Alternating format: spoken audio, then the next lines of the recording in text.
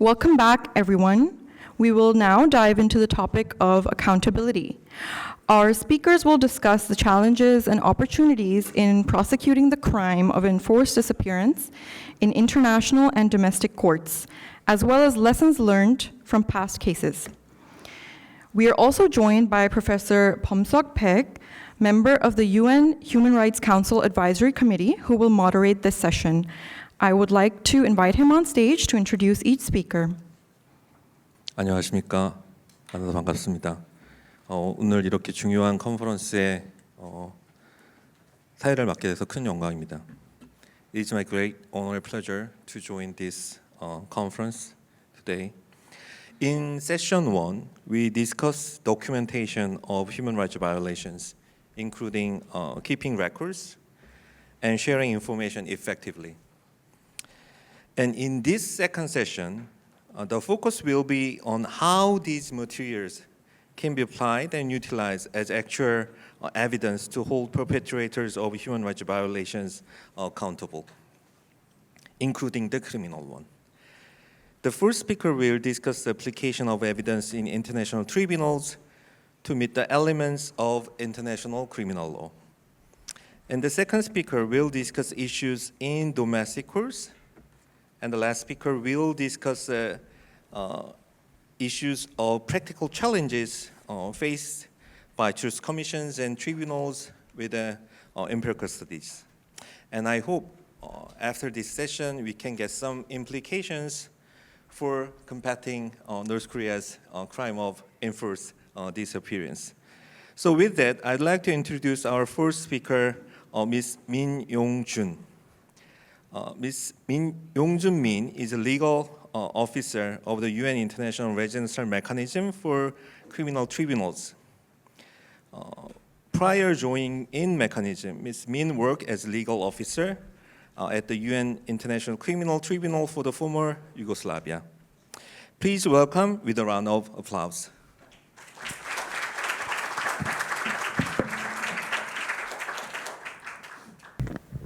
Thank you very much, Professor Chung, for your introduction.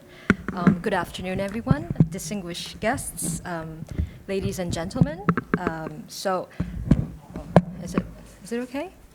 Okay. So, no, this is fine if everyone could hear me. Yes, I would like to start by expressing my gratitude to the hosts, the Transitional Justice Working Group and the Graduate School of International Studies of Yonsei University for organizing this conference and for kindly inviting me to participate by speaking today on the topic of crime of enforced disappearance before international courts. Before I continue, as is customary, I must make a disclaimer that I am here in my personal capacity and not as a representative of the United Nations. Therefore, all views expressed are my own and do not necessarily represent those of the UN. This morning's showcase focused on the documentation of enforced disappearances related to North Korea. This presentation pertains to one of the next steps that can be taken, namely in a legal forum. In this context, I aim today to provide an introduction of how the crime of enforced disappearance has been dealt with in the framework of international courts. In proceeding, I would like to emphasize a distinction among international courts, that is, between courts that focus on international criminal law and those that focus on international human rights law. These two fields of law are related branches of law and even linked, but are distinct as well. As the International Law Commission noted, international criminal law gives legal expression to the fight against impunity, while international human rights law aims to protect the interests of individuals. The first part of this presentation will touch upon the crime of enforced disappearance in the context of international criminal courts, while the latter part will do so in the context of some other regional or international human rights courts. As a general matter, the definition of enforced disappearance, which can be found in various human rights instruments, is essentially the deprivation of liberty, by state agents or by persons or groups of persons acting with the authorization, support, or acquiescence of the state, followed by a refusal to acknowledge the deprivation of liberty, or by concealment of the fate or whereabouts of the disappeared person, placing such person outside the protection of the law. The crime of enforced disappearance has been considered, there's a problem. Okay. The crime of enforced disappearance has been considered a crime against humanity and a war crime since the Nuremberg tribunals held after World War II. With respect to war crimes, for those of you who may not be familiar with the law of armed conflict, also referred to as international humanitarian law, please allow me to briefly explain. As the title, Law of Armed Conflict, indicates, it is a set of rules that seek, for humanitarian reasons, to limit the effects of armed conflict. It protects persons who are not or no longer participating in the hostilities and restricts the means and methods of warfare. And even within the context of an armed conflict, a distinction on whether the conflict is international or non-international is made in order to determine the applicable law. Like other aspects of the law of armed conflict, the prohibition of enforced disappearance protects non-combatants and those no longer taking part in hostilities and promotes key international values by constraining the conduct of belligerents. Accordingly, in the context of North Korea, the crime of enforced disappearance as a war crime will be limited to those that took place during the Korean War.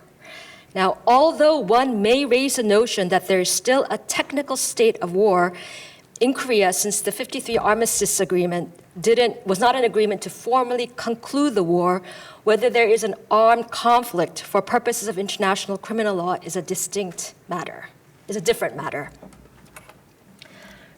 Now, going back to the Nuremberg tribunals, the relevant cases related to the night and fog program of the Nazis. This was a decree issued by Hitler that allowed German authorities to abduct individuals from occupied territories and to bring them to Germany, with their subsequent fate remaining unknown. It was basically Hitler's aim to suppress resistance of the occupied population in Western Europe through enforced disappearances. The Nuremberg tribunals, in their consideration of the crime of enforced disappearance as a crime against humanity and a war crime, looked at, among others, the Charter of the International Military Tribunal, the 1907 Hague Regulations, and the Control Council Law No. 10. Since the Nuremberg tribunals, it was about another 50 years or so later that international criminal tribunals were set up. The International Criminal Tribunal for the former Yugoslavia, or ICTY, established by the UN in 1993, and then the International Criminal Tribunal for Rwanda, established in 1994. Now, I hope I could work this. Yes. Okay. Neither statute of these ad hoc tribunals explicitly includes the crime of enforced disappearance. Nonetheless, both tribunals have recognized the crime of enforced disappearance as a crime against humanity by looking at, among others, international human rights standards. For instance, in a 2000 judgment in the Kupreskich case, an ICTY trial chamber looked at the 92 Declaration on the Protection of All Persons for Enforced Disappearances and the 94 Inter-American Convention on Forced Disappearance of Persons and stated in dictum that enforced disappearance of persons would fall under the category of other inhumane acts, provided that they are carried out in a systematic manner or on a large scale. Subsequently, another ICTY trial chamber in 2001 endorsed the Kupreskich dictum to specifically find that the crime of enforced disappearance is listed in the jurisprudence of the tribunal as falling under the category of inhumane acts. However, there are no cases from the ICTY or the ICTR that delved further into the discussions on this crime. That is, looking into the culpability of an accused in the context of specific criminal allegations regarding enforced disappearances. It is likewise in the International Residual Mechanism for Criminal Tribunals, or IRMCT, which was established by the UN in 2010 to carry out the residual functions of the ICTY and ICTR.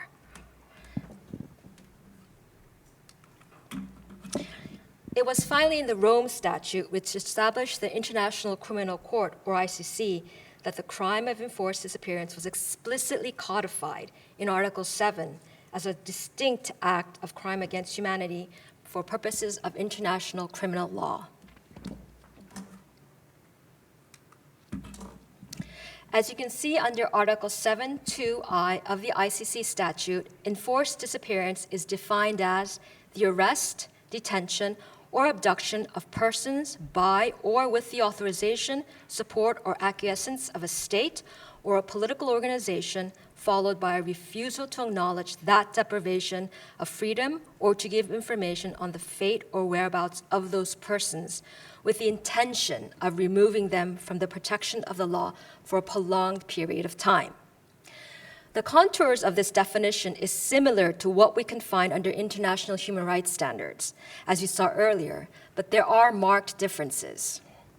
One such difference is that the acts must be committed as part of a widespread or systematic attack directed against any civilian population, which is a general requirement for a conduct to constitute a crime against humanity under international criminal law.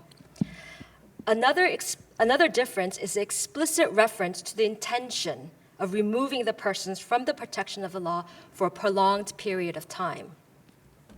There's also a third aspect, the inclusion of political organization, in addition to the state actor that is authorizing, supporting, or acquiescence to the deprivation of liberty. This broadens the scope of what can be considered as a crime of enforced disappearance under the ICC statute, but that would be for a separate topic in another conference.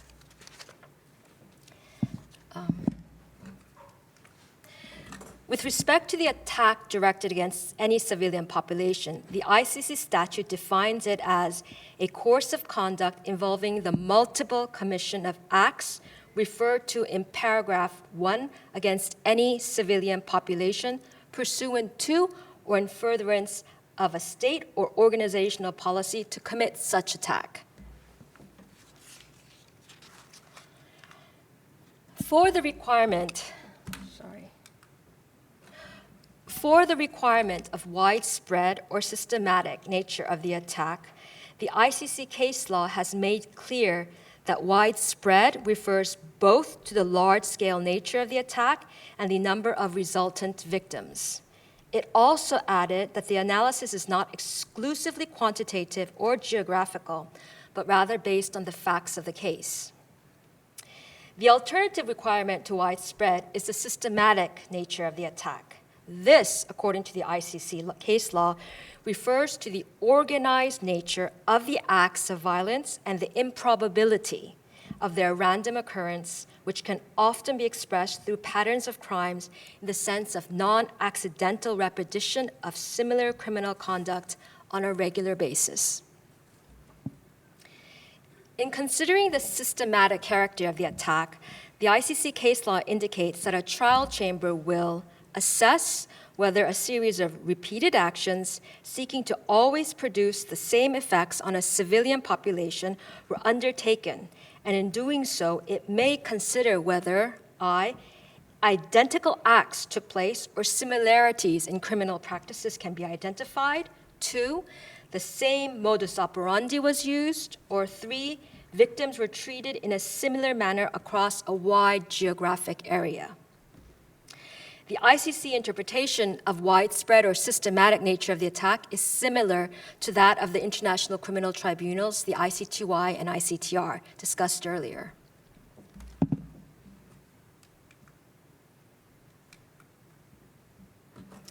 Turning to the elements of the crime, which exist to assist the ICC court in the interpretation and application of its statute, we can see that not only are the widespread or systematic attack directed against the civilian population an intention or mens rea requirement laid out, but there is a recognition of the two-sided facets of the criminal conduct or actus reus of the crime.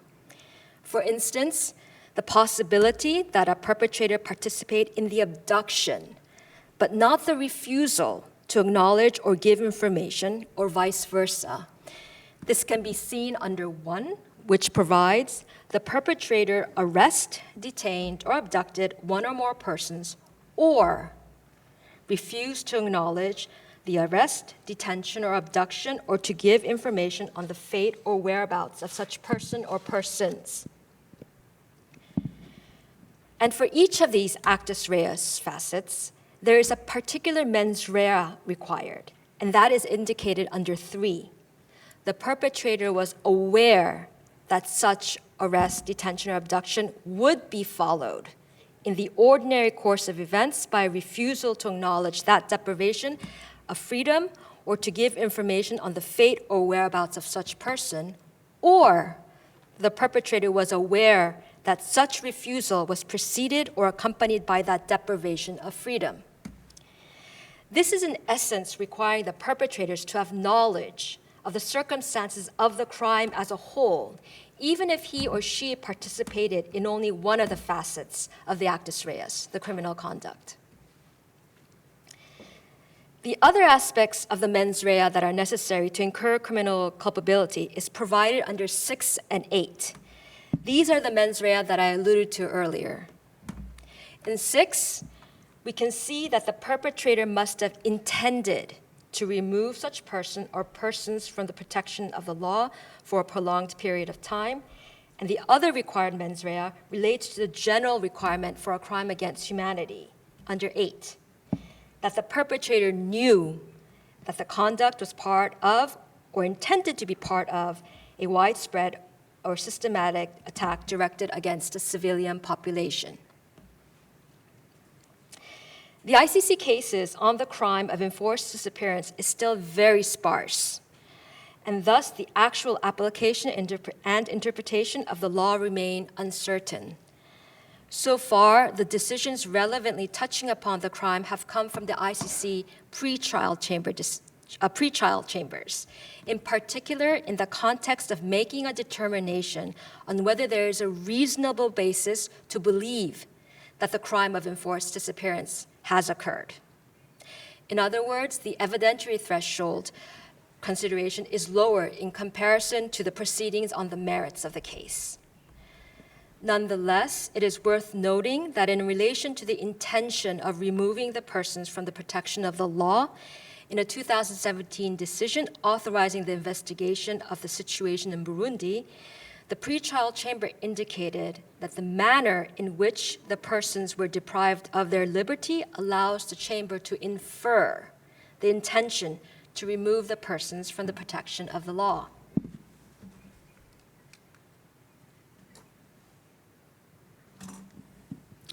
The pretrial chamber laid out some examples: the lack of a court order for the detention, abduction in cars without license plates and with tinted windows, detention in secret, unofficial prisons, non-registration of names of the detainees in official records, or capture in desolate areas. In support of these considerations, the ICC pretrial chamber cited to communications from the UN Human Rights Committee and various judgments from the Inter-American Court of Human Rights and the European Court of Human Rights.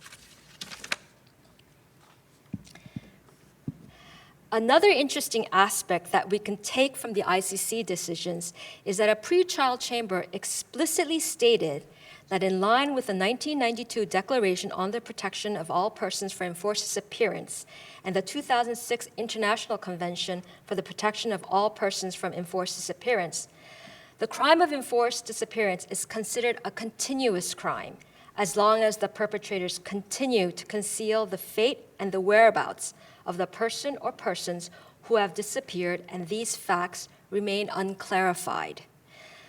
I bring this to your attention given the temporal jurisdiction of the ICC and the fact that the fate and whereabouts of many of the victims of the alleged enforced disappearances cases related to North Korea remain unknown or unsettled.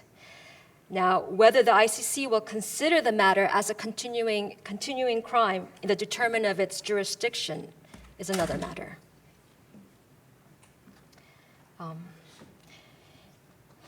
In the first part of this presentation, I spoke about the crime of enforced disappearance in the context of international criminal courts. In this part of the presentation, I would like to briefly touch upon the crime in the context of regional or international human rights courts, especially since the prohibition against enforced disappearance is or has been seen under the umbrella of human rights law, which lays down obligation that states are bound to respect. That is, protecting the bodily integrity and dignity of the individuals from their respective governments.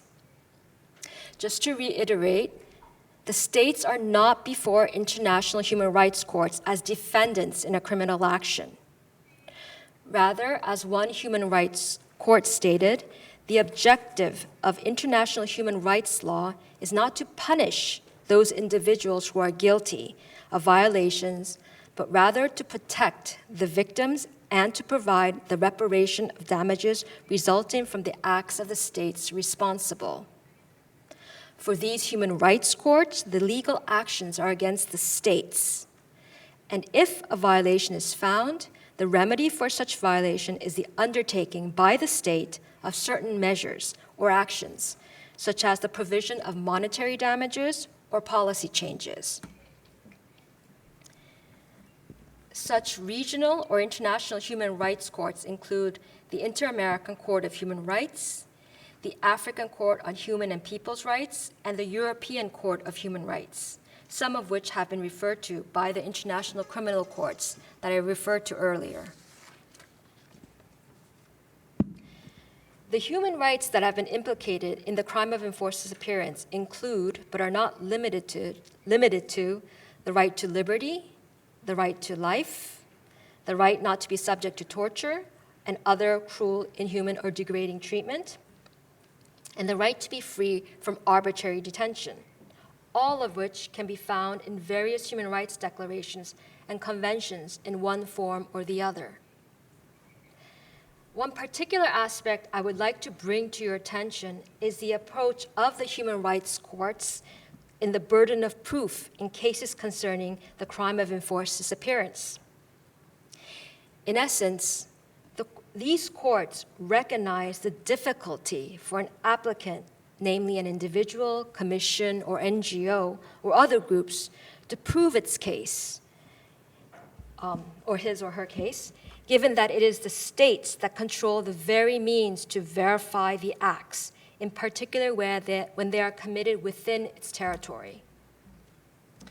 For instance, the Inter-American Court of Human Rights, while recognizing that the applicant bears the burden of proof, indicated that if the existence of a policy or practice of disappearance carried out by the government, or at least tolerated, has been shown, the disappearance of a particular individual could be established through circumstantial or presumptive evidence, if the said disappearance could be linked to the pattern or policy practice. The court underscored the importance of circumstantial or presumptive evidence by stating that they are especially important in allegations of disappearance because this type of repression is characterized by an attempt to suppress all information about the kidnapping or their whereabouts and the fate of the victims. Similarly, at the European Court of Human Rights, the difficulty that the applicants face in enforced disappearance cases in obtaining evidence to meet the standard of proof has also been recognized. The court stated, where the events in issue lie wholly or in large part within the exclusive knowledge of the authorities, as in the case of persons within their control in custody, strong presumptions of fact will arise in respect of injuries, death, or disappearance occurring during such detention. The burden of proof may then be regarded as resting on the authorities to provide a satisfactory and convincing explanation. And in situations of enforced disappearances examined under the right to liberty and security, the same court has indicated that in circumstances where it is established that an individual was officially summoned by the authorities, entered a place under their control, and has not been seen since, the onus is on the government to provide a plausible and satisfactory explanation as to what happened on the premises and to show that the person concerned was not detained by the authorities, but left the premises without subsequently being deprived of his or her liberty. At present, there are no human rights courts that are suited to address the crime of enforced disappearance and hold North Korea accountable. Nonetheless, in the event that such a court is established and the jurisdictional requirements are met, it is of relevance to bear in mind this easing or shifting of the burden of proof that is incumbent on the applicant alleging the human rights violation. Of course, the same development is unlikely in international criminal courts, given that it is the individuals who are being held accountable, and the presumption of innocence cannot be compromised to ease or shift the prosecutor's burden of proof. I would like to end by recognizing that at present, there are challenges for various reasons in bringing a case on the crime of enforced disappearances related to Korea before an international criminal court or before an regional or international human rights courts. Nevertheless, I would like to point out that the prohibition against enforced disappearance is considered by many to have attained jus cogens status, a peremptory norm that cannot be derogated from and therefore may not be subject to the statute of limitations.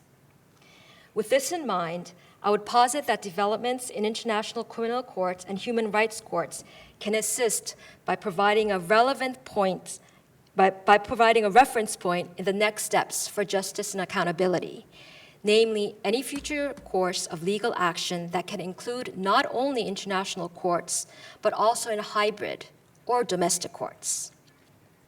And with these thoughts, I would like to conclude my presentation. Thank you for your attention.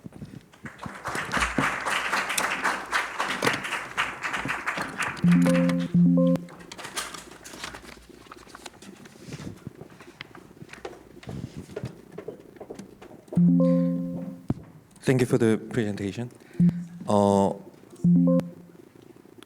특히 그 오늘 첫 번째 발제 주신 내용들을 보면 앞서 1세션에서 나왔던 그 북한 인권 침해 관련한 조사 기록들이 기소를 위한 증거로 사용될 수 있는지, 뭐 재판 과정의 증거로 채택되거나 활용될 수 있는지에 대한 좀 면밀한 검토를 할 수 있는, 특히 국제 형사법에 있어서의 인도의 반환죄로서의 강제 실종 범죄의 그 구성 요건들에 맞춰서 여러 말씀들을 주신 부분들은 여러 큰 시사점을 가지고 있다고 생각을 합니다. 다음은 이에 맞물려서 이제 국제재판소가 아닌 국내 재판소를 활용한 이러한 내용들에 대해서 또 말씀 주실 것 같습니다. So our second speaker, I'd like to introduce our second speaker, Alexandra Leibova. Ms. Leibova is an international lawyer specialized in international humanitarian law, human rights, and global justice. And since 2023, she has been working with the International Federation for Human Rights as a program officer at the Eastern Europe, Central Asia desk. Please give big hands to the second speaker. Thank you.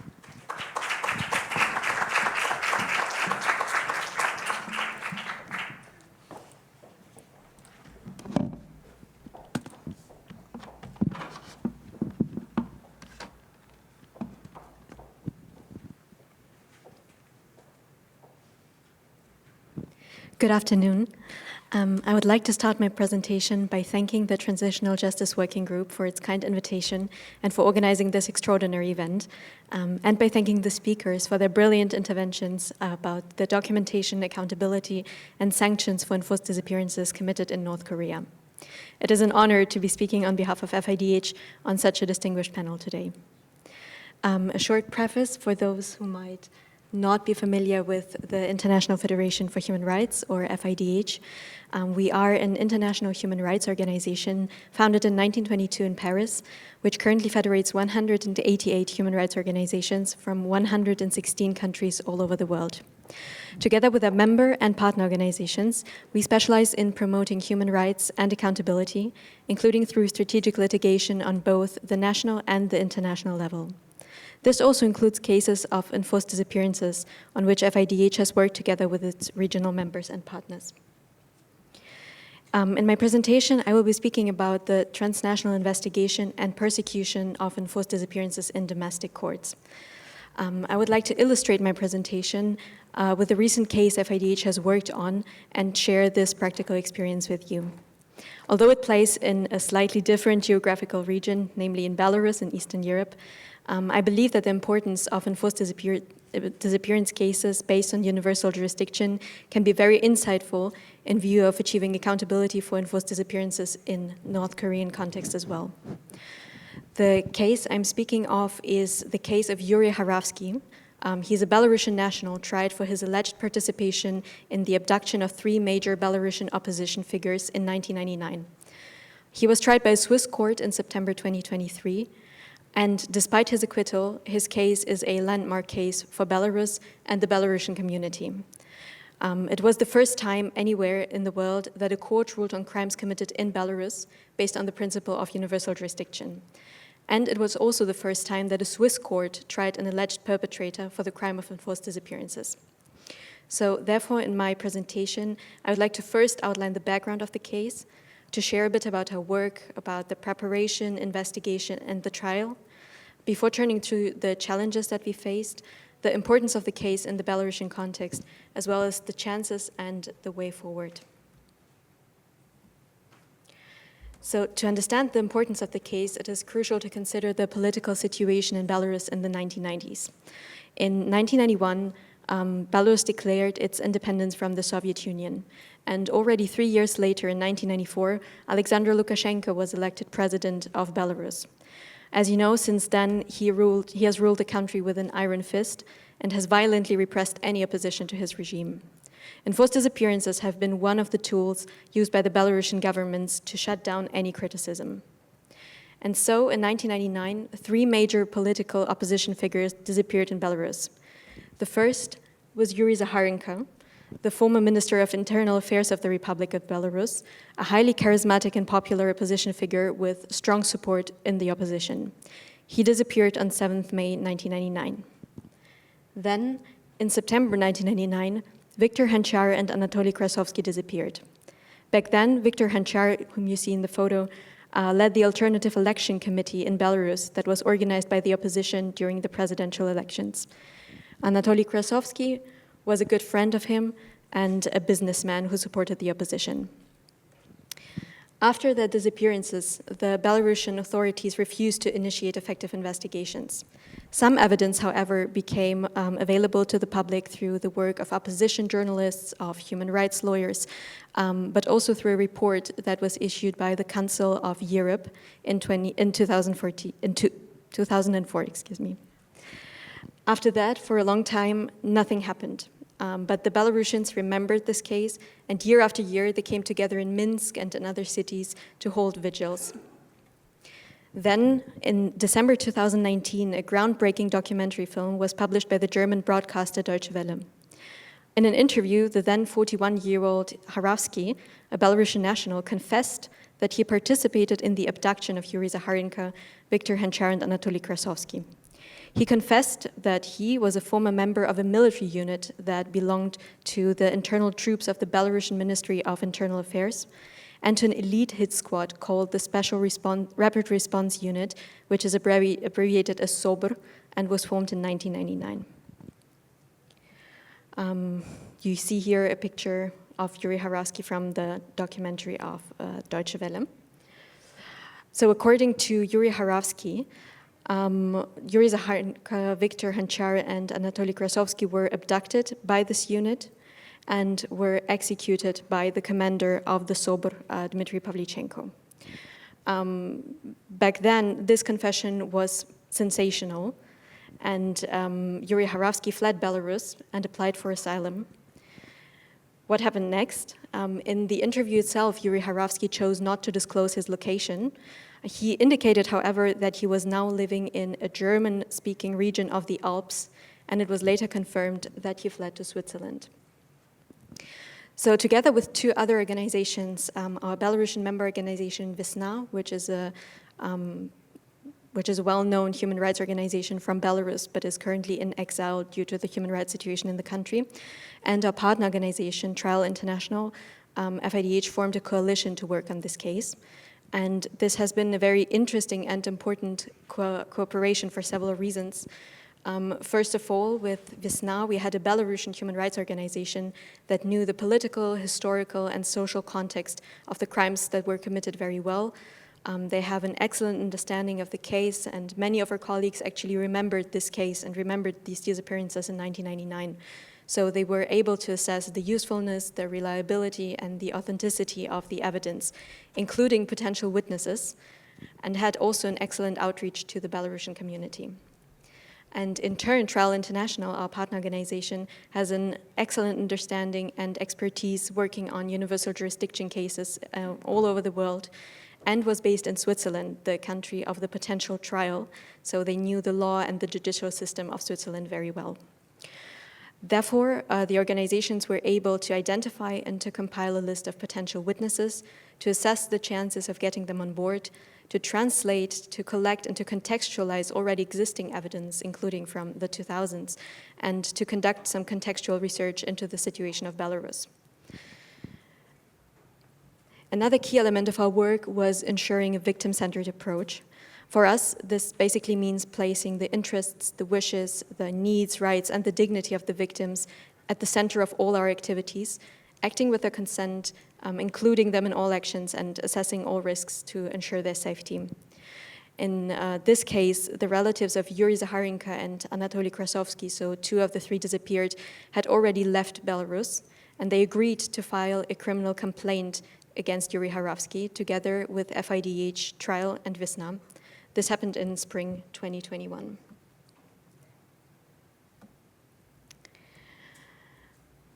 From a legal point of view, it is interesting to note that this complaint was based on the crime of enforced disappearances as an autonomous crime and not as a crime against humanity. This is due to the fact that although the situation in Belarus in 1999 was pretty grave, it did not amount, as we have heard before, to a widespread or systematic attack directed against the civilian population, which is a legal requirement necessary for enforced disappearances to be qualified as a crime against humanity. So since Switzerland ratified the UN Enforced Disappearance Convention in 2017, Article 185 bis of the Swiss Criminal Code entered into force. And the case of Yuri Haravsky was in fact the first time that this article was applied in the court. And I can already say that this was a particular challenge in this case. So what happened during the trial and what was the result? The trial took place on 19th and 20th September in St. Gallen in Switzerland. And actually, I even had the opportunity to attend the court hearing myself. On that day, the courtroom was very full, and the hearing was attended by many human rights lawyers, journalists from international media outlets, and by members of the Belarusian community who already fled Belarus because they were persecuted themselves. The most striking aspect, I think, is that Yuri Haravsky's strategy very suddenly and considerably changed. While before you saw he confessed to the crimes in a widely screened documentary film, suddenly he was not willing to provide much information anymore. In fact, he even contradicted his accounts made previously, often blaming these mistakes on false interpretation. Here it is important to know that Haravsky speaks Russian, and he was granted interpretation from German into Russian and vice versa during all hearings, including his asylum hearing, the interrogation with the prosecutor, and the trial in St. Gallen itself.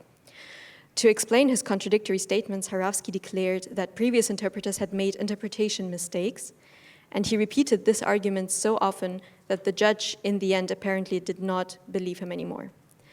What made it worse was that the interpretation during the trial in St. Gallen actually was not always correct, which damaged Haravsky's credibility because he gave unspecific or apparently insufficient answers to the questions of the judge. As a result, on 20 September 2023, the court acquitted Yuri Haravsky in dubio pro reo. The court found that although it might be possible that Haravsky was a member of the military unit or even the SOBR, despite his multiple confessions, his accounts were so contradictory that his participation in the abductions could not be proven. And in fact, the court found that it rather seemed as if Haravsky lied about his participation or exaggerated his role just to obtain asylum in Switzerland. Additionally, the court also had some serious doubts about the interpretation of the law. And from our perspective, I can say we consider that the court did not interpret the law in accordance with international standards, which is dangerous. The court even found that Article 185 bis of the Swiss Criminal Court, which was the implementation of the convention into national law, was not sufficiently clear and thus violated the principle of legal certainty, meaning that this provision could not be applied. And this is extremely dangerous for further trials, not only in the Belarusian context, but all others, including potentially North Korea. So I can certainly say that FIDH, Vesna and trial were disappointed by this decision, although we also understand that this case was a particularly difficult one. The main challenges that we encountered were, first of all, as you imagine, that it was very difficult to obtain evidence. Not only did the case happen 35 years ago, with potential witnesses having died already, but additionally, due to the human rights situation in the country, we had no access to Belarus. We had no access to potential pieces of evidence or documents that could further support the credibility of Yuri Haravsky's confessions. And in addition, speaking to potential witnesses or even reaching out can constitute an immense risk to their security. Second, during the trial, unfortunately, we felt that there was only limited interest and will to fully investigate the case and to find all evidence possible. Our impression was that the court already had formed their opinion, namely that Haravsky invented or exaggerated his role to obtain asylum in Switzerland, and rather looked for reasons to confirm this finding instead of assessing all the facts of the case.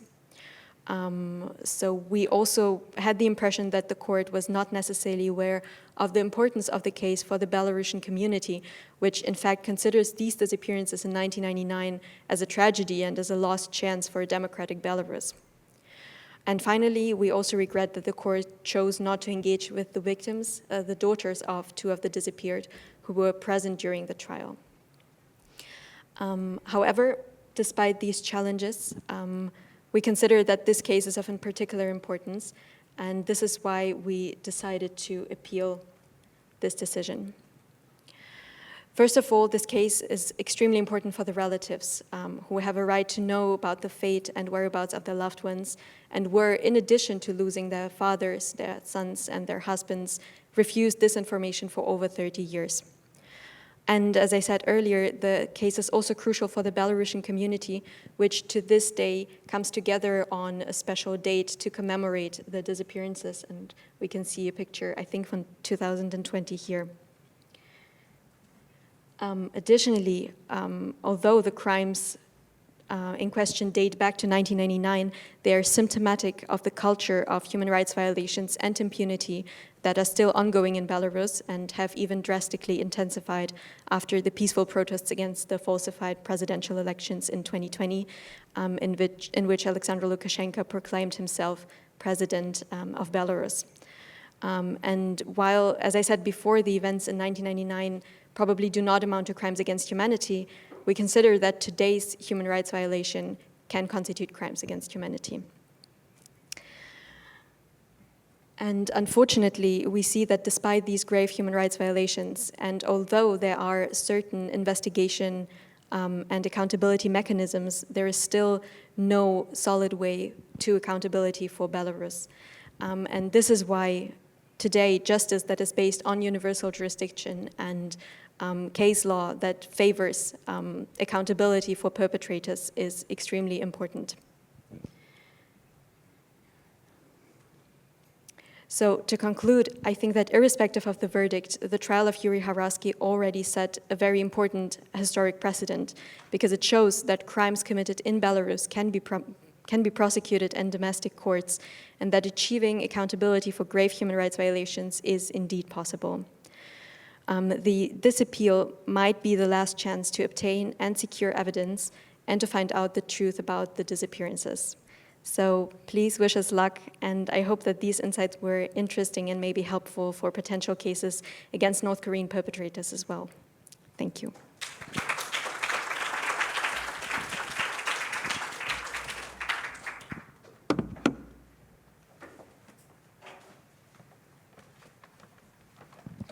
Thank you for the presentation.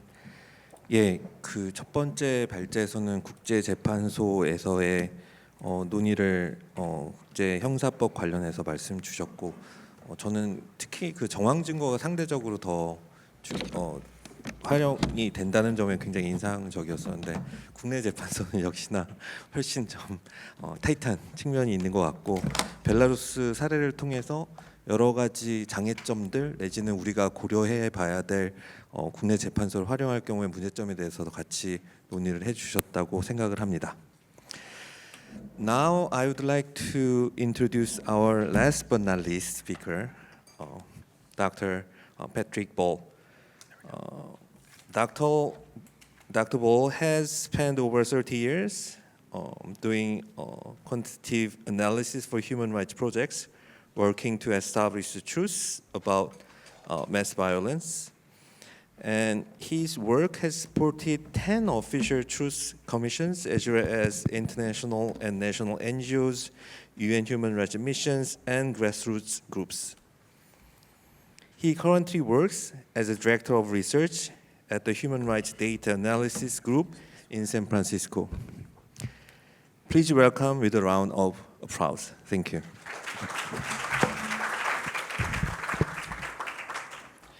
Thank you very much. I'm very happy to be here among many old friends who I've worked with for decades.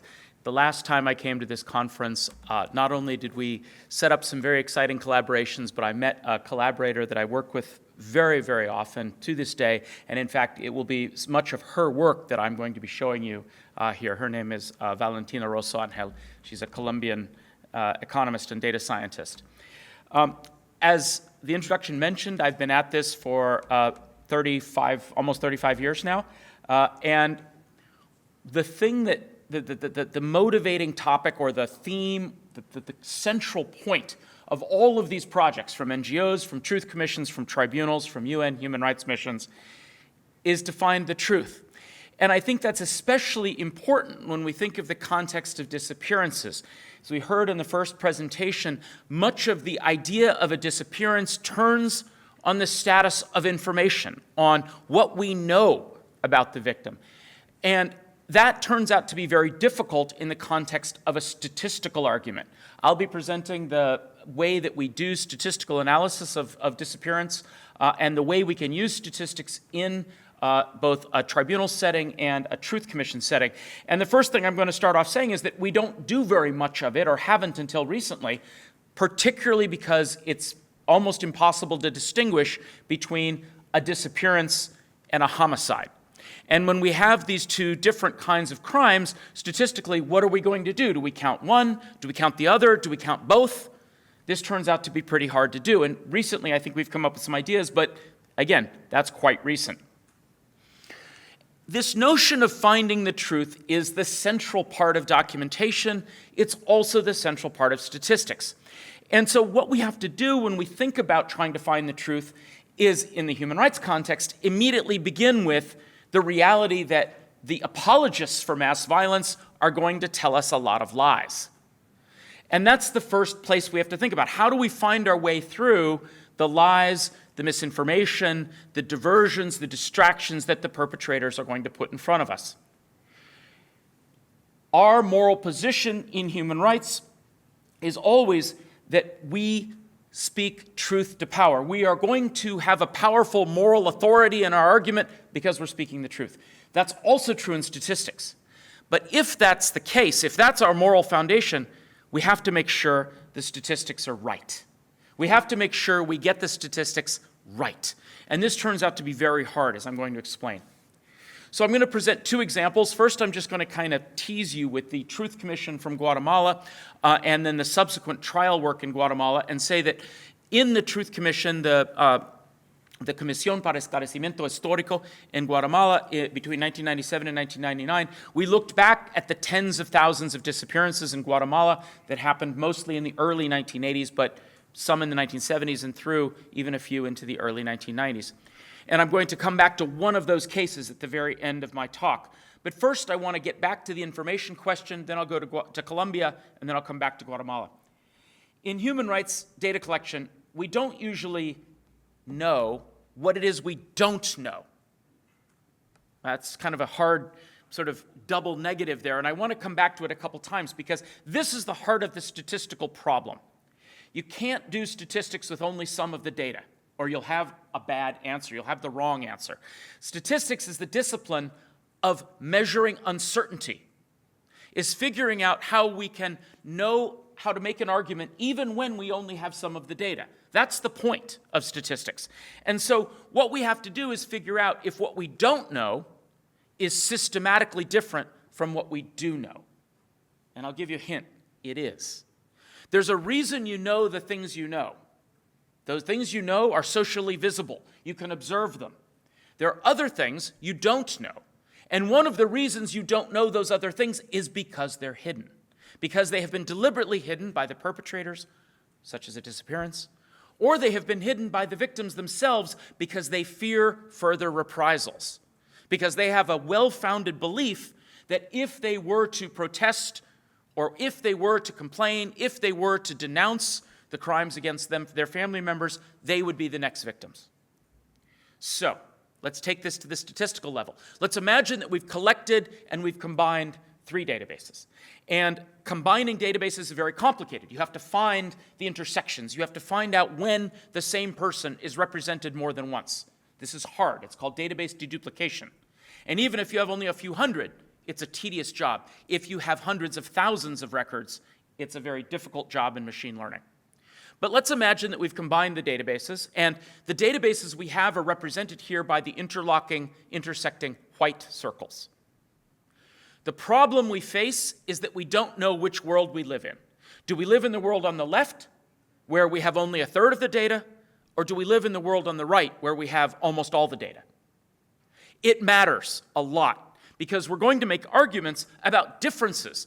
We're going to make contrasts between different periods. We're going to say there was more in April than in March. It went up. We're going to say there's more in the north than in the south. We're going to make a regional argument.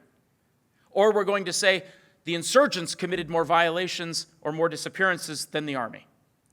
In Peru, we discovered at the Truth Commission, after doing the modeling, that in fact the Sendero Luminoso, the insurgents, committed many more violations than the army did.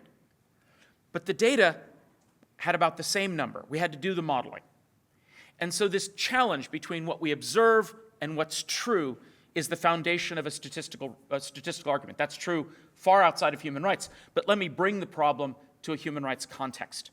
First, though, what do I mean by modeling?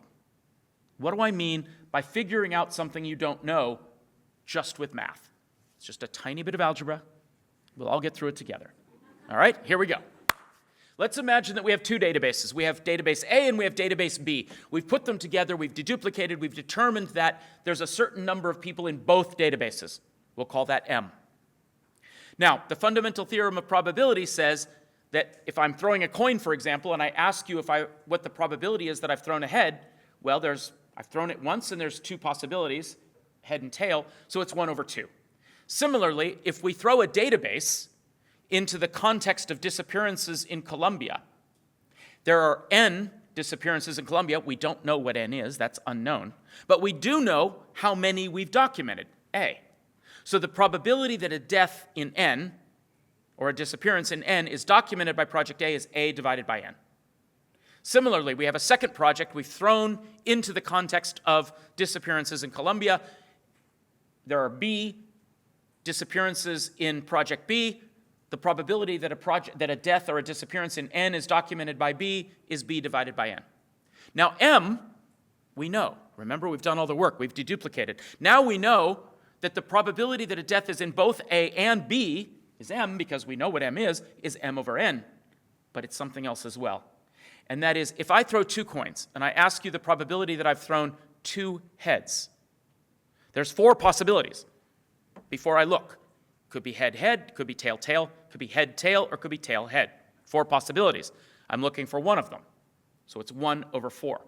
You can get to 1/4 the same by a different way, which is to multiply the probability of the first head by the probability of the second head. 1/2 times 1/2 is 1/4. So the probability of an event made up of 2 independent events is equal to the product of the 2 probabilities. So M over N is equal to A over N times B over N. Now we have an equation, we solve for N. We multiply both sides times n squared, we divide by m, and now we have an estimate of n that's of the total n, including the disappearances we do not observe. This is a big deal, okay? Because this estimate comes with some assumptions and it comes with an estimated error, which is why we don't actually use this very simple 7th grade algebra when we do this math. However, the intuition that I want you to take away from this slide is that with some math, we can learn things about the world which we cannot observe directly. That's important, because now we're going to go to Colombia. And in Colombia, we built a project between 2020 and 2022 which unified the data collection of the amnesty courts and the Truth Commission, the two of the three big parts of the transitional justice mechanisms in Colombia. We brought those together with my organization, the Human Rights Data Analysis Group, and we built a project together. You remember I told you about the woman I met at this conference in 2017, Valentina? She wrote this report, which you can find on our website, and it's in both Spanish and English. I recommend you look at it. It's a great report, and because I did not write it, I can tell you it's a really great report. The input to this were over 125 separate databases. So we had something like 26 million records that had to be integrated together from wildly different organizations, from tiny NGOs, from state agencies, from UN agencies, from academic databases, from media databases, and so forth. We pulled all this work together over 3 years with 25 programmers, and for those of you who count this way, more than 12,000 Git commits. And here's a list of all the amount of different languages, programming languages we used to do all this work, and the lines of code. So, what's the output of all that? The output of all that is a graph that unpacks how we know things about disappearances. Testing? Oh, that's good. So in this graph, we have 3 lines. The black line is the number of people who were forcibly disappeared that we know the name and the first and last name of. We know when and where they were disappeared. Okay? So this is fully identified information in the black line. Now, some of these people, we don't know if they were forcibly disappeared or they disappeared on their own. And so we created a second model which found some more people who, while we don't know if they were forcibly disappeared or not, we have a high probability to believe they were. And then we have a third model which uses the algebra I showed you in the previous slide to estimate the total. So the green band is the true estimate of total disappearances in Colombia. Now let's go back to the elements described in the first talk and think about, while the speaker was careful to say those criteria are not quantitative, certainly there are quantitative implications to widespread and systematic, the magic words in international criminal law. And this graph is part of the Truth Commission's argument that disappearances were widespread and systematic in the context of the Colombian conflict. Because we see the disappearances are concentrated in specific moments. They occur throughout, but they're very specific moments of concentration, including a very curious peak in 2007. But the big peak is between 1998 and 2003. So that's a concentration in time.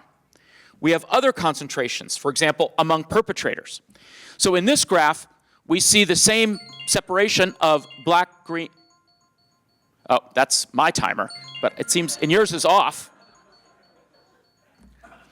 Yours is off, so I don't know how much time I have, so I'm just going to keep talking until you turn off my microphone.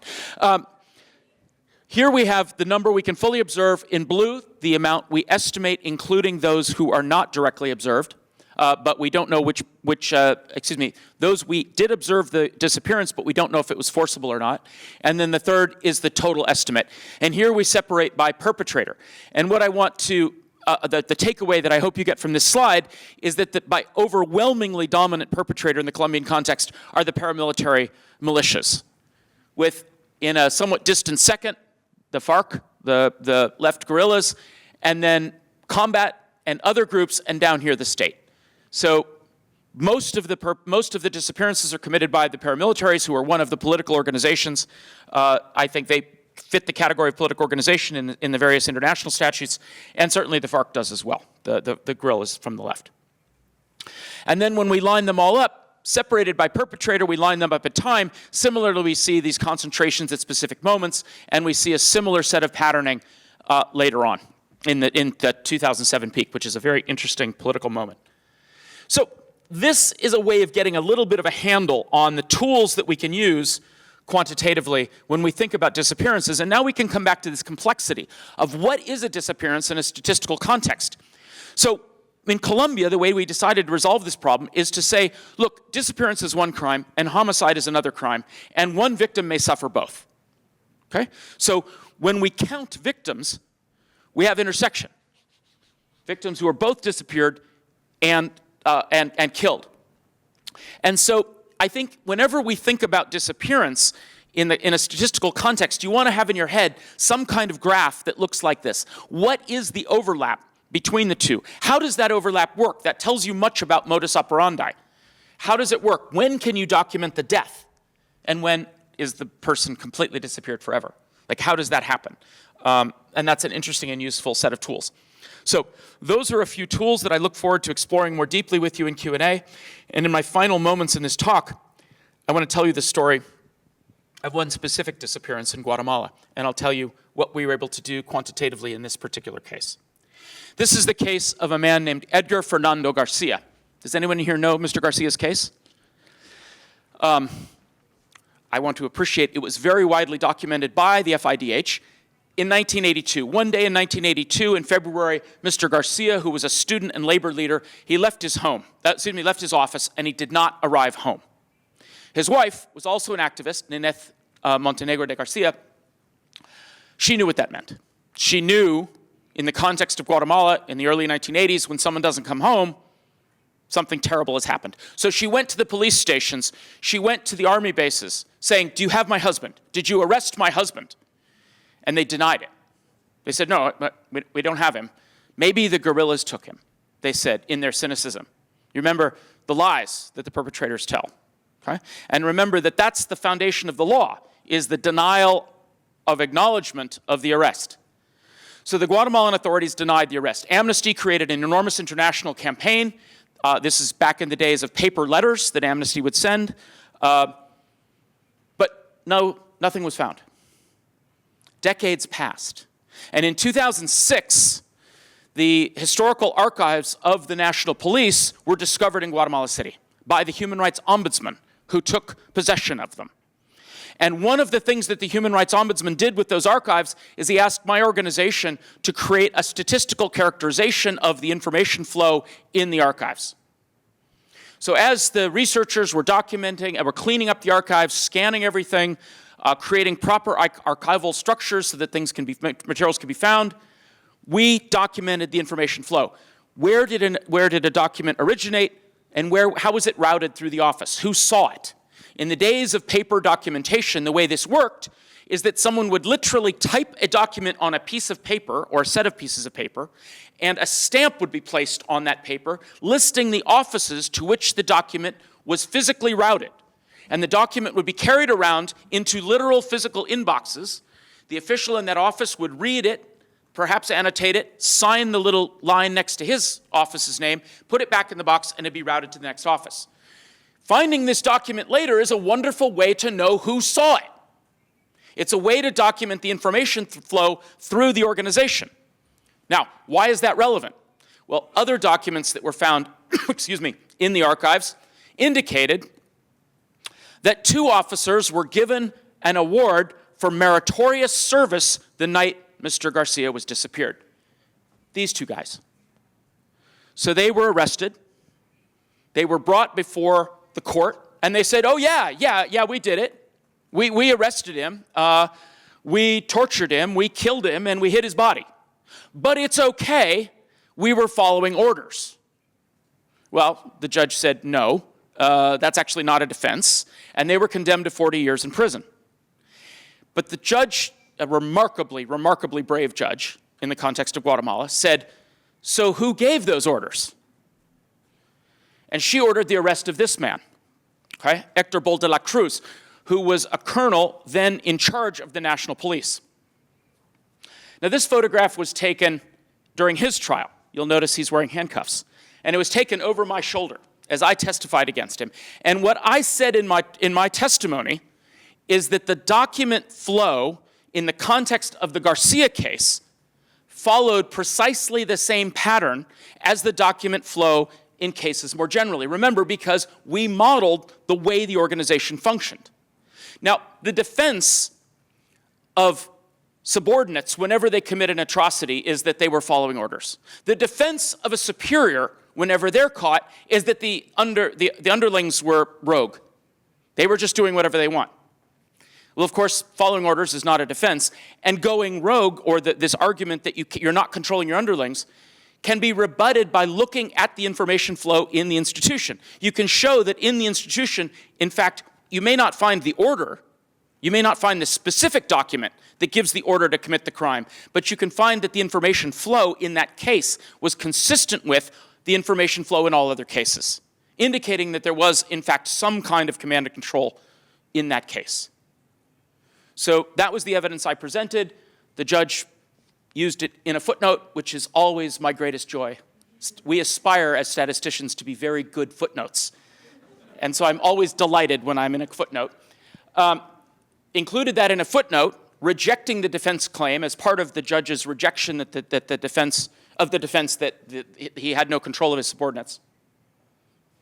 And he was condemned to 40 years in prison. We're human rights people, so let's come back to why we do this work. This little girl in her mother's arms here is now a grown-up human rights lawyer in Guatemala. And here she is embracing her mother, her grandmother, Mr. Garcia's mother. This is why we do this. The reason that we stand for human rights is to make small attempts to restore the dignity and to bring closure, the dignity of the victims, and to bring closure to the crime of disappearance, which leaves people unable to know when they can begin to speak of their relatives in the past tense. Thank you very much for your attention.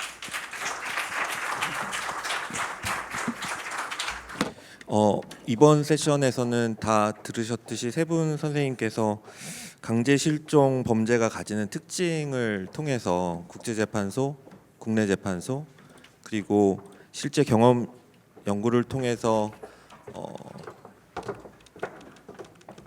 진화의 진실위원회부터 재판소까지 어떻게 피해자 중심주의, 그리고 어떻게 보면 시민사회 역할이 중요한지 또 말씀 주셨던 것 같습니다. 특히 마지막 발제자 선생님께서 말씀 주신 내용을 보면서 지금 Transitional Justice Working Group에서 하는 것과 같은 이러한 피해자나 목격자 증언을 가해자 특성화하는 이런 문제 같은 경우에도 다양한 증언들을 이제 좀 교차 확인하고 같은 지역이나 유사 사건들을 조사 기록을 축적하는 것이 굉장히 중요한 부분이 향후에도 될 수 있을 거라는 생각이 들었습니다. So now I'd like to open the floor for the questions. I'd like to collect 2 or 3 questions and then give the floor back to you. 혹시 질문 있으신가요? 예. Thank you very much for your presentations. I have a couple of questions for Alexandra. I was wondering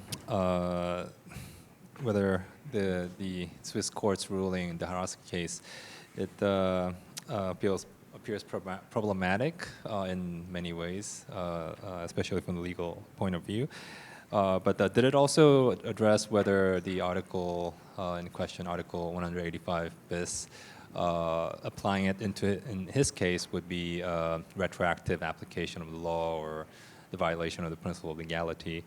And also, if somehow the appeals court upholds this verdict, do you plan to bring a case to the European Court, maybe Court of Human Rights, perhaps, to challenge the court's, Switzerland's failure to kind of address this violation from the victim's perspective? Thank you. 질문을 몇 개 더 받은 다음에 발제자들에게 답변할 시간을 드리고자 합니다. 혹시 또 질문 있으신 것인지요? 일단 그럼 생각할 시간을 드리는 차원에서 먼저 답변 주시고 다시 넘어가도록 하겠습니다. So I'd like to give floor back to the presenter on the questions that given from Ethan. 예. I have a question for Patrick. First of all, thank you for your amazing presentation. That was incredible to see your work, about how you connect statistics with human rights work. My question is that about how do you turn organization structures or chains of command into statistical software or like machine learning? Because it's very ambiguous to me, because for the chain of commands, I feel like it has like a lot of documents, or like it seems like a very qualitative thing. How do you turn that into like data points and that you like do computation and modeling? I think it's a very broad question, but I hope you can explain a bit more. Thank you.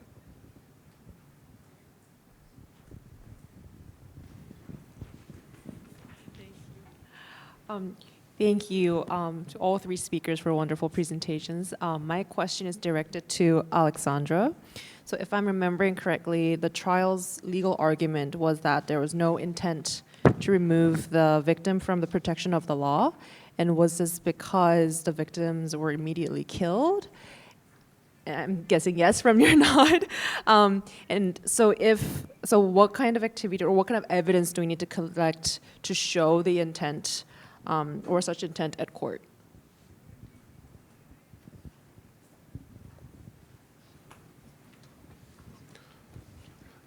My question is on the refusal to acknowledge the arrest or detention of the individual. I'm really interested in how legally or the maybe culpability of that, if the institution denying the arrest or the detention is different than the institution that conducted the arrest or detention or otherwise. I'm thinking of Attorney General's offices speaking on behalf of police forces or other similar sort of institutional arrangements. Yep. 그러면 첫 번째 질문은 이렇게 받고 다시 또 답변을 듣고 나서 다시 질문을 또 받도록 하겠습니다. So I think it's order from the Dr. Bell and then Miss Leibova, 민 선생님 이런 식으로. Could you answer from?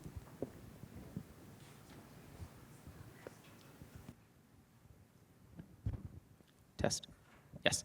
Okay, so the question was about how do we convert a chain of command to data? All right, I'm going to fully punt that back to Security Force Monitor, so Tony and Nico can handle it. But I will tell you a little bit about what we have done with it and what we mean by it. So way back in El Salvador in 1991, the way we conceived of a career, a military career, is that someone would have a job. The job would happen from a beginning date to an ending date. The job would be in a particular unit, and you'd have a rank. So you might be a lieutenant who's a logistics officer in the 2nd Brigade from May 1st, 1980 until July 1st, 1982. Okay, so that's a segment. And as you go through someone's career, they have a series of these segments. Now, within that, you have another set of structures that indicate that the logistics officer responds to the battalion commander or the brigade commander and so forth. And so there's, within the jobs are independent in some level of the people who have them. And that is where the chain of command or the order of battle, I think more precisely said, is encoded. You can then link the segments of a career to a violation by linking by date and the unit. So you can say, well, this disappearance was committed by the 2nd Brigade in this date, therefore it is this officer's responsibility based on the structure of the command. And we did that in El Salvador. Sorry, I have to do this. We had computers running DOS, kids. You have no idea. We had 640 kilobytes of RAM. My hard disk was 20 megabytes. All right, I'm done. That was just my little visit from Grandpa Patrick. But it was very hard. You kids have it easy today with your fancy phones. Anyway, the idea is that you can then invert the logic of the victim's perspective and create dossiers about the officers. Now, in Guatemala, what we were doing is a little bit different. There, we were tracking the flow of information inside the institution. So we're not exactly linked to the command structure. We're not exactly linked to the violation. We're asking, how does a document move through the bureaucracy? How does this bureaucracy work? Bureaucracies exist in order for the people who create the bureaucracy to assure that the people who work for them do what they want.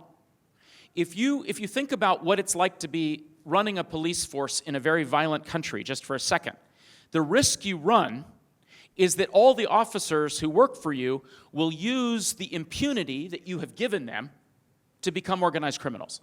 They will just start extorting all their local businesses and getting rich. That's what they're going to do. So what you have to do to prevent that is to create a rigorous set of rules within your organization about how the violence will be used, and then you have to create accountability mechanisms within your organization to make sure that the violence they're committing is what you want them to do and not something else. And this is hard. And if you study violent countries for a while, you'll realize that it's never perfect. This is sometimes called the principal-agent problem in political science, and the principals are constantly losing control of their agents. That means that the bureaucratic structure of these organizations, the flow of information, the concepts and strategies that become plans, that become operational orders flowing down through the organization, and then the reports that are written by the people who fulfill their orders that go back up the organization, that flow of information is essential for the functioning of these institutions.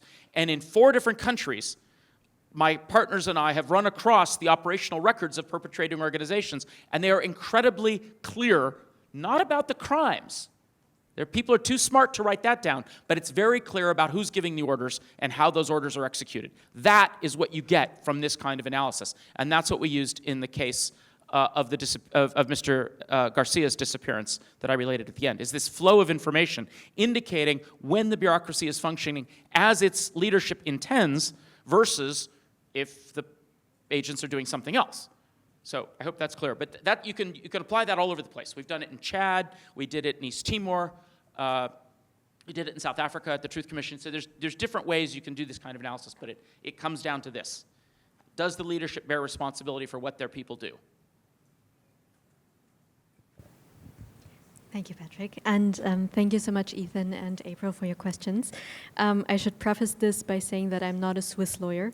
So we have indeed a legal representative who supports us in this case, who would be much better suited to respond to these legal questions than I. There is also an additional difficulty, which is interesting. The court never published the full judgment of the case.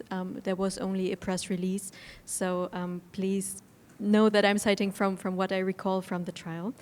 If I'm not mistaken, the court said that there was no problem with the retroactivity of the provision. Basically, it found, in accordance with international law standards, that it's a continuous crime, and that as long as there is no official recognition or information about the whereabouts or the fate, the enforced disappearance continues. Regarding the principle of legal certainty, if I'm not mistaken, the court is not competent to declare or to apply or not apply this provision. I think there is a higher court that would need to state that the provision violates the Constitution. However, I think that the construction of this argument was that they alluded to the provision not being compatible with this principle by saying that even if it was applicable, there are further legal arguments that preclude this provision by being applied. So basically they cited literature to underline why the principle of legal certainty is violated in this case. And regarding your question, April, I think that it's a difficult one because, of course, there is no precedent in Swiss law. This could have been the first precedent in this national jurisdiction. I think that the court even considered that it is not completely clear what this requirement means. I think, and I'm sure that my colleague will be able to support or to complement here, that some consider that this requirement, the removal from the protection of the law, is rather considered a consequence than an additional element. But here I'm very happy to hear what my colleague says. So thank you. Yes, I'm in agreement with what just Alexandra said. I think it's not an element of the crime. So, okay, so so that's how I think it is. I don't know if there was a question directed to me, perhaps, but I think your question was how is it treated if, for example, a higher authority in the government spoke on behalf of a lower organization? I have to give you a typical lawyer's answer, which is it's on a case-by-case basis. It depends on the facts. It depends on, as I said before, which court. If it's a human rights court, it probably has to start with what the state did. It's not about the individual. And if it's an international criminal court, the refusal is more related to the mens rea, that he was aware that there was a refusal, that it would be followed by a refusal. So it goes to more his intent. So we'll see how that develops. As I said before, there hasn't been hardly any cases, not on the merits of the situation. So that's it. Thank you. Now I have the second round of the Q&A session. So any questions from the floor again? Yes, please.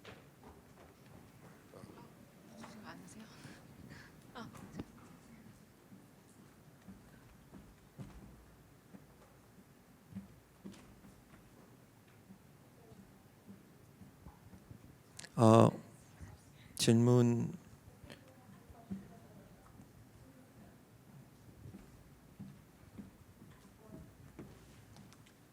예, 저기. 안녕하세요. 저는 북한 강금 피해자 가족회 대표 최민경입니다. 북한 강금 피해자 가족회는 그 북한에서 정치범 수용소와 교화소에서 고문 피해를 당한 당사자들이고 생존자들입니다. 북한은 정치범 수용소나 교화소 아시다시피 거의 그 100명 중 80%는 다 죽어요. 20% 생존자들인데 아까 들어보니까 국제형사재판소에서 북한에 대한 그 책임 추궁을 할 때 어떻게 우리 탈북민들로 이런 고문 피해 당사자들이 생존자들이 있으니까 어떤 범위에서까지 증거물을 제출을 하며 그러면 북한에 대한 그 책임자라든가 그러면 그 범위를 북한은 폐쇄된 국가이기 때문에 어떤 정도로 국제적으로는 어떤 방안이 있는지 그걸 알고 싶거든요. 그래서 그 답변을 그 세 분 중에서 세 분도 다 좋고 좀 답변을 주셨으면 좋겠어요. 예, 감사합니다. 또 추가 질문 여기 또 한 분 계신.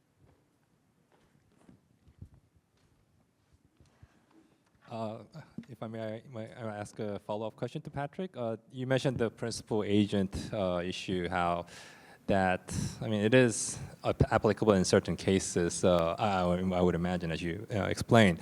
So if you come across cases where you can't find the paper trail or some other evidence to link the individual violations to a superior commanding officer, do you just would you kind of try to find other sources of information that could provide that kind of linkage evidence? I also have a question for Ms. Min Yongjune. I understand that the mens rea requirement of proving the intent to make a person unavailable from this kind of legal protection of the law is possibly one of the main reasons why there are so few cases prosecuted, so few cases of crimes against humanity of enforced disappearances prosecuted thus far in international tribunals.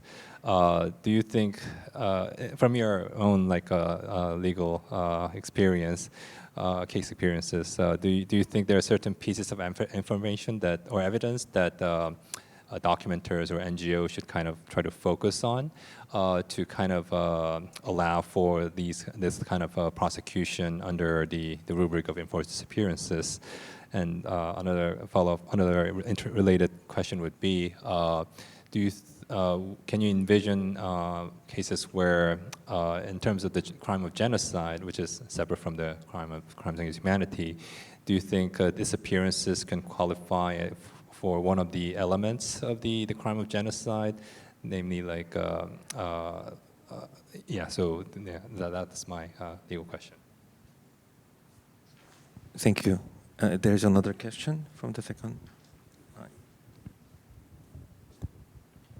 There's a joke here waiting to be said about two lawyers and a statistician enters a bar, but I'm not gonna go into that. Went into a bar. I think all of your presentations point to different ways of knowing, right? Which is a fundamental issue and concern that we have in the field. And I think, Patrick, you're trying to make overtures in terms of the connection of statistics and the law. I guess my question is, how do we further bridge the different ways of knowing, in this case of law and statistics, and how do we provide space for actually what Alexandra mentioned in terms of a victim-centered approach to pursuing transitional justice? Thank you. Thank you for the question. All the questions are. Oh, sorry. Yeah, sure. And another quick question for Patrick. If you could talk about the source, building the statistical model and coming up with that estimate, the types of documentation or the sources of documentation that you need to build that sort of model.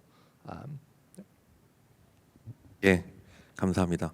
질문들이 다 영어로 돼서 특히 그래도 한국 청중분들이 주로 계시다 보니 제가 한국말로 조금만 추가로 제가 인상적이었다고 생각했던 첫 번째 질문 주신 분 그리고 신 박사님 주신 질문들 관련해서 특히나 북한 인권 문제에 있어서 여러 탈북자 선생님들의 증언을 통해서 이런 사건 기록들이 축적이 되는 상황에서 특히 뭐 국제형사재판소의 관할권 문제는 차지하더라도 실제 재판이 있을 경우에 이런 직접 증거가 없어도 피고인 유죄를 합리적 결론으로 추론시킬 수 있는 정황 증거만으로 될 수 있을지 실은 그 질문을 주셨다고 생각이 되고 그 부분에 대해서 특히 민 선생님께서 말씀을 주실 수 있으면 좋을 것 같습니다. 그럼 다시 이제 I'll give the second round.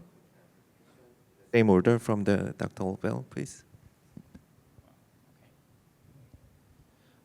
Sure. So the first question is about the principal agent problem and what can we do with statistics to try to find ways to link leadership to the actions of the sort of folks doing the violence themselves. There's two ways that I can think of in two cases that I've tried to do this in my work. One is through circumstantial evidence. So in my work in Kosovo, the thrust of the work that my colleagues and I did there was to show that there were two primary forms of violence that we were studying.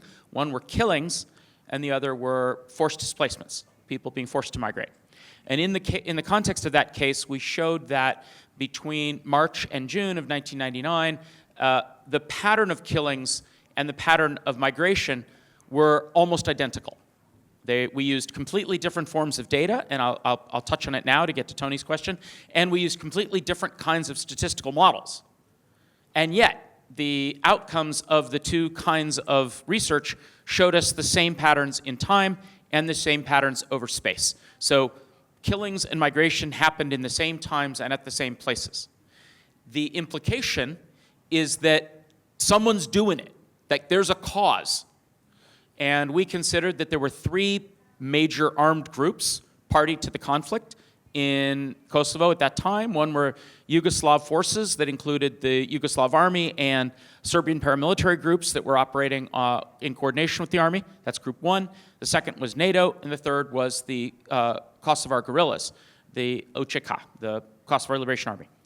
And we had a lot of data about the operations by NATO, and we had a lot of data about the operations by the Kosovo Liberation Army. And we were able to look at the operations, the patterns in time and space of the operations, and say, yeah, they couldn't have done it. They weren't in the right place at the right time. There was no way that the killing and migration could have been caused by NATO or by the Kosovo Liberation Army.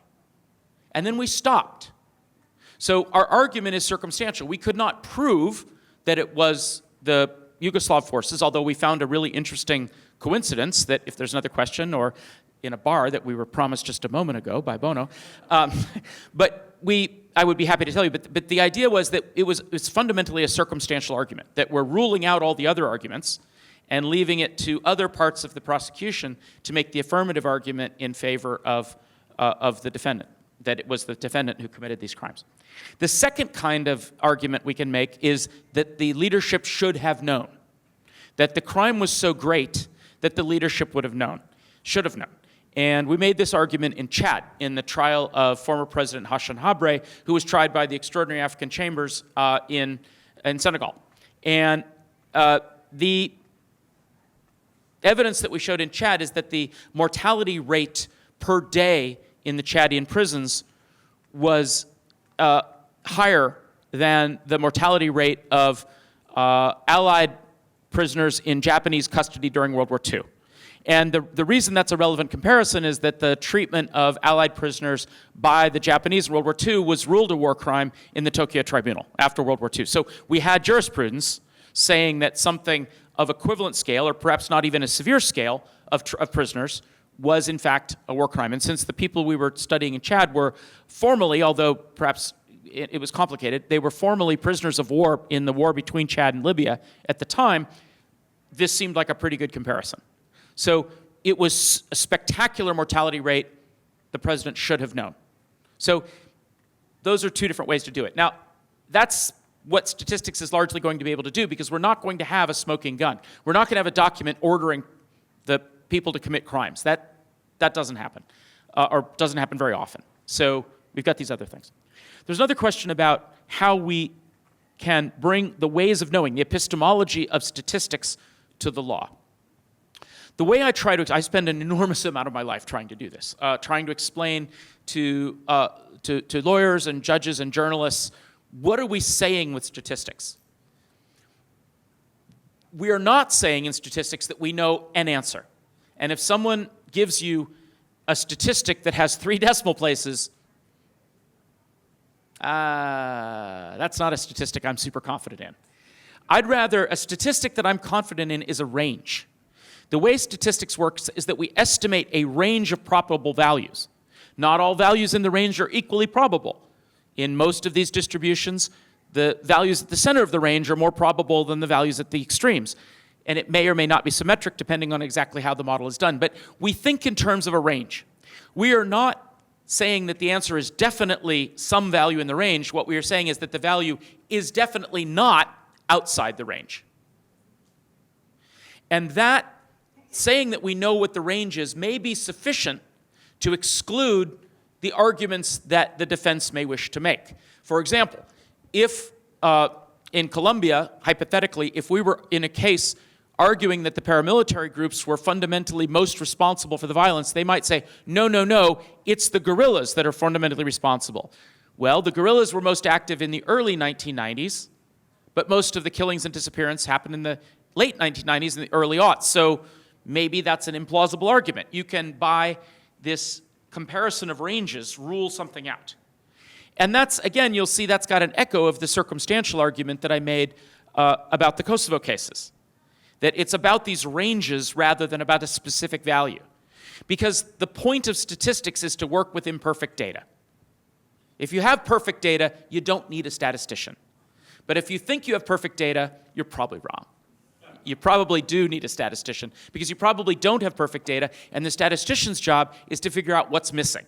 and how severe that missingness is for the rest of your argument. You could probably make an argument anyway, but you have to figure out what the limits are and what the bounds are, and that's this ways of knowing foundation that I think you were getting at. And finally, what is the data? What are we talking about here? The foundational data that I work with, that my colleagues and I work with, are simple lists. A list of deaths. Tell me each person who died or disappeared, tell me their name, their first and last name, their sex, perhaps their age, perhaps where and when they suffered. If we have other information like the perpetrator or something about the context, or now that we use machine learning, a textual narrative, we can do a lot with that. But the foundation is this list. Some of those lists are lists of career segments, like we described earlier, where we know a specific officer holds a job from one date to another. Another kind of list is a list of jobs in an institution, in an armed institution, and which jobs report to which other jobs. What is that hierarchy or the order of battle? Each of those kinds of lists can be rendered in data. Each of those lists can be used in statistics. In the best case, I'd like more lists that are each more partial. There is often an impulse, particularly by my most beloved colleagues at the United Nations, to coordinate the lists. Don't do that. Do not coordinate the data collection, please, because coordinating the data collection will tend to focus the data collection on the visible parts of the society. You want a diversity of data collection so that different groups attend to different niches, ideally getting some information from all sectors of society, rather than doing a perfect job of getting 250 reports on that one lawyer who was killed at high noon in a city square, which is what a lot of data collection looks like when we coordinate it. Don't do that. Let diversity happen, and then bring the lists together in a convening process later, and then keep straight what information came from what lists.